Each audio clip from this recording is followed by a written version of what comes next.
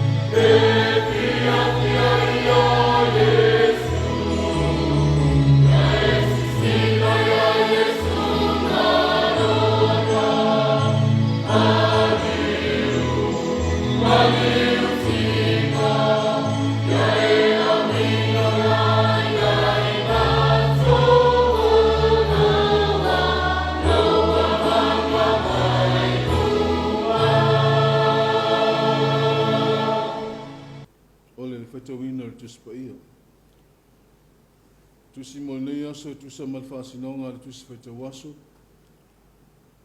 Lua ko ni tama ta pe fa. Wala fai tama mai fai mumua fa ngata mai fai ko ono. Fa fa mai wala fai tawina o fio pa ia le tua. O le mea lea mātou te le wha vai ai. O I mātou o iai le nei whaiva.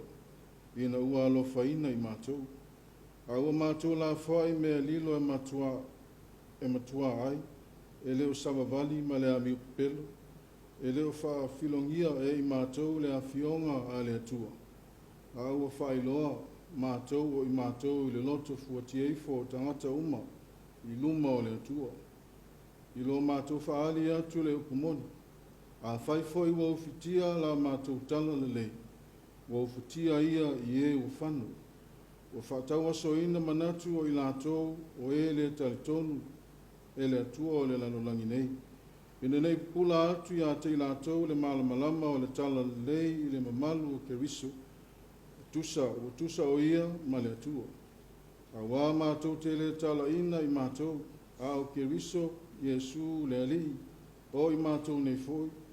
O a o tau au auna ono Yesu.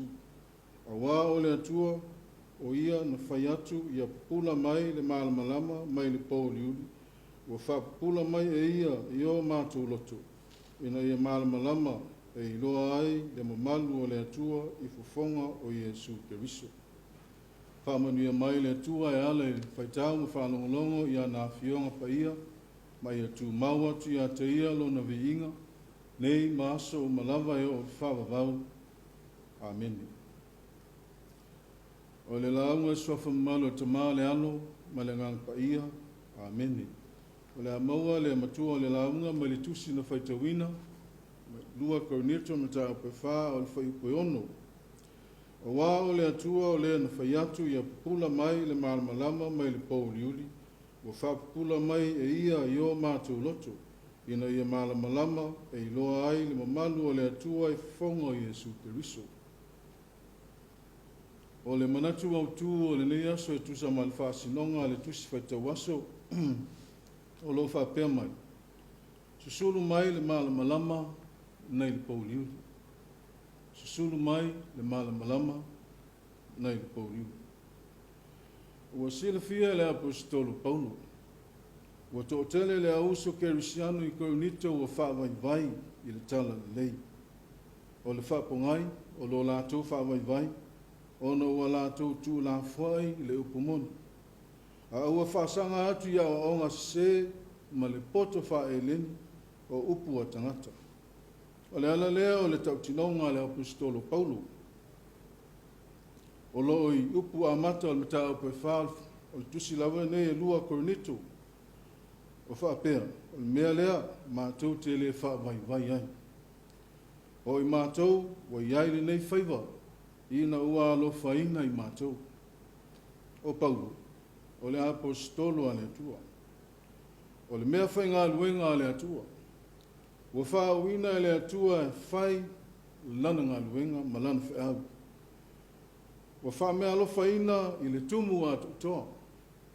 O mea alofa wha le nganga, o a upenga o le taua. Ona o le ti a Apollo o tau mawhai au mai le pōliuli i loto o tangata. O a la whainga tā, ma pōpua ngai whita iai ma le apostolo Paulo. Whai mai Paulo, ma tau te le whaavaivai ai. O le whaamoe moe o le apostolo Paulo mo le kālesia i Korinito.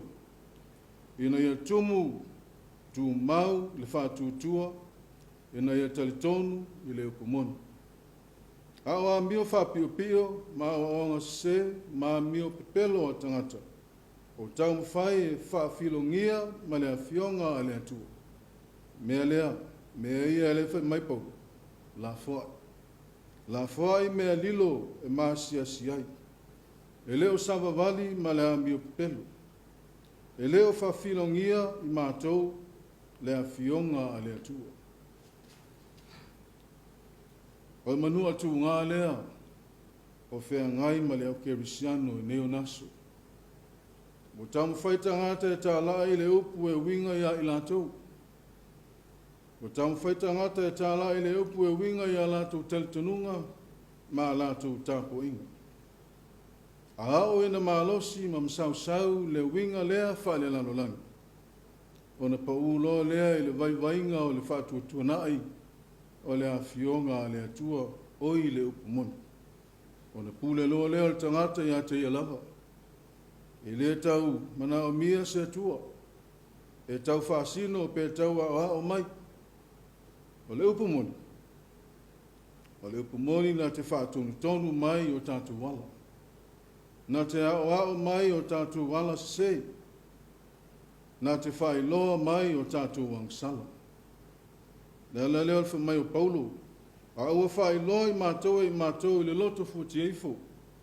O tangata I luma o le atua, I lo mātou whaali atu o le upumona. O le mea lava lea, I le ia luese ai Paulo, ma le upumona. Sa ia maua ai le malosi, toso mai ai loto o tangata I tutonu o le li o le au whātutua. Peta, tō tele le au nei luloa, ma le au furitua, o le whapungai, ona o lo lātou le fia tali tonu I le atua. Ua whano lava I lātou, ma ua whātau o soina o lātou mata, e le pule a satani. O le ngaluenga le a satani, o whainei, o le whātau a soina o I tātou, tātou tangata whātutua. O le alas whamoe moe mo tātou. O iai ea so tātou whamoe moe, e toi foi atu I le tua, pe a whai o whātau a soina I tātou, e le tia apolo I ala o le lalora. A lea e toi tali a Paulo I ran pisiri.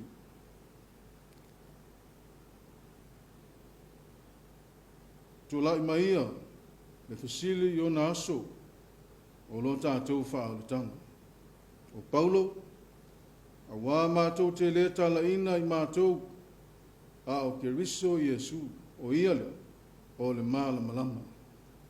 Sa mua ma le whea au o le tala lei le nita e au. A whai o mātua, ma lo loto o lo tātou wola, whaatau o soina, e le fili ma le tia apolo ma waufitia, e sātani ma lana pule. Tātou toi whaasanga I le tua. Se susulu mai le nā malamalama o Keriso I loa ai le mamalu o le li. Mana tuafo. O tātou lava o tangata ang sala. Tātou te toi foi lava I le tua se ia sulu mai le nā malamalama o I tonu o le poudiudi. Awale, au penga lea satani. O le au penga satani o le ufitia o tātou mata. O tātou iloa lea o le pongsa. Lea o leo tātou whaia mea I le tusa ma le whinengalo o le tua. O tātou manatu ele. O lava a tātou taitaina I tātou. Tātou te le mo mia taitainga le tua. Tātou te mawhaia o na whaatawili mea uma o le lalolang. Ona, ua whaatau asoina I tātou e satani. Lea la lea o le pupula mai o le malamalama. O le malamalama o le atua e ala ia Iesu Keriso e loa ai lona mamanu. Se ia toi whaafoi le tangata I lona tūlanga a tusa ma le atua. A foi o le malamalama lea mai le amatanga. Le sa whaia e le atua malamalama mai le pouliuli, mai le ai o se mea. O le malamalama foi lea o lo mori mau mai ona. Na pupula mai le pouliuli ai le malo I le malamalama. Ai sea, ana le malamalama o le atua. Toi whaafoi ina I tātou I le mafutanga, whaatasi ma le atua. Ai loa ai le mamanu. E ala ia Iesu Keriso lo na lava ala peli. O le whae au lea mo I tātou, le nita e au. Tau ina lofa le tua wha malamalama atili o tō whinangalo mo tātou loto ana whiong paia. Tu maua tu ia te ia le viinga nei masa umai o le whawawau. Amen. Tātou tātou. Le tua ta mae, le tua sirisiriese.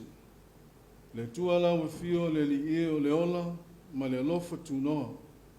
O le tua la wafio o le malosi, malo mātou whamoe moe. A o e lava le tua, o le taitai folau. Sa e taitaia le whainga malanga le atunu ma le nātou sanga o tuana. Sa whataia I le atunu ma whawhitau le tele.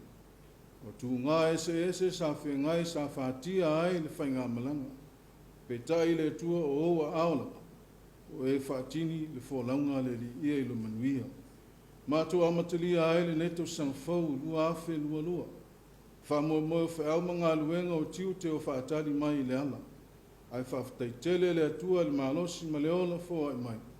Whaatino ai whaau mga luenga peo na whea ngai malo matunu. Le li e whawhataitele o e taitai fi le mūl soifua o lo watunu I ona taitai. taitai whale malo, taitai whale anganu, taitai o ainga manu, ai mas foi o whala po tonga, tu mooti, o whai pisinisi, o i lato uma le li ie o taitai, o le kālisia, mai lato uma o e puno wai o asa manuia o Samoa, whaftai tele le atua e lo wanga le lei. Moa pea le ola ma le malosi ma le whasoa le li ie, le tamau a inga e le tino o le mawhawhau. Whasilisili le malosi le whale nganga wau whe au mau ngā luenga. Le li ie whawhtai lo wang le lei. Moa ne awa no tā ua mātou te so alau pule ai o manuia e ala i whasala launga. Le li ie whawhtai ia au wala mātango fie. O atu lau tala le lei. Il wha moe moe ina i maua se manuia o le atunu. Mātou te talo, ta maae, whawhtai o wawhionga pa ia. Soso ani mai ma whasino ala, ma whātonu tonu wholau i mea e au ina mātou samavali i mwhaia, ina i atusa ma lo whilangani. Soso ani mai lo wanganga e tauto lua ina le wha moe moe o mātou tangata pongisa, o mātou tangata le mautonu, o mātou tangata o nonofo le pauliuli, o le au wala mātou te whano ai. Au le tumu muso lo wanganga e maua ele malosi ma whaamtala loto. Mātou te maua e pea le manuia o oe le atua ma le malosi anga. Whauawai tiu te mawhaiva o wha au mga luenga ma le vala wingi. Whawhtai whasilisili mea uma ta maa o no le wha o le tanga e ala ia Yesu Keriso. Lo mātou li ma lo mātou whaola e le manuia o uma o le tāpena. Masau nia le wha moe moe o le Kerisiano mai lato uma o e whatutua maa lo lofa ia te oe. Tu maua tuia i lau fio le tua le viinga o le whamanu, o le whanetanga, o le malosi, ma le pule awao, nei maaso ma lava e o le whawavau. Ta maa e lo mātou itua, mātou lava o tangata sasei o luma, mātou lava o tangata o le fotu o le anga masasei, mātou te o ese pea mauala, mātou mawhawhau whasau sili i o mātou manatu, mātou le manatua oe le atua le tiro tengu. Mātou le fasili masaili atu i lo whinangalo. Leo mātou talo ai le li ie.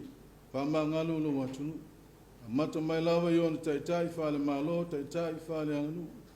Taitai o i kāle sio whala tonga o nuu maainga. Le manuia o lau fio le atua. Au mātou talo se ie whama ngalo i mātou. A vea ia le toto i Yesu Keriso, o le toto e pa ia e ao ngā mataua. Ina ia whamangalo ina ai mātou o tangata angsala. Ta mai, leise mea mātou te mawhaia, pe au noa molo au ai mai.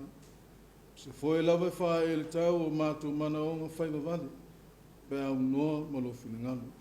Leo mātou talo ai soani mai. Le safo lau o lo atunu e le nautau sa, a matalia wha au mga luenga a toa ma le wala wina le lie, alo whangia o taitai. Taitai whale malo, taitai whale anganu, taitai o e kālesia o a inga manu. Ma so se ala le li ia o au wala tuai le tautua ma le unanga ia te oe le atua. Mātou te talo te mai, lo wanganga sa sa mai, le ta maa inga o le sosia, le tino o le mawhawhau, sili le ta maa inga whale nganga. Walo mātou whenga iai au mga luenga ma tiute. Whamanuia mai lau whio le nei aso, o alu manga le li ie, o lo mātou whewai ma le o, ma lo mātou foi mai, lo mātou ulfafo le ulfane le li ie. A wai mai lau whio le tua so longa manuia ai wha moe moe nga uma.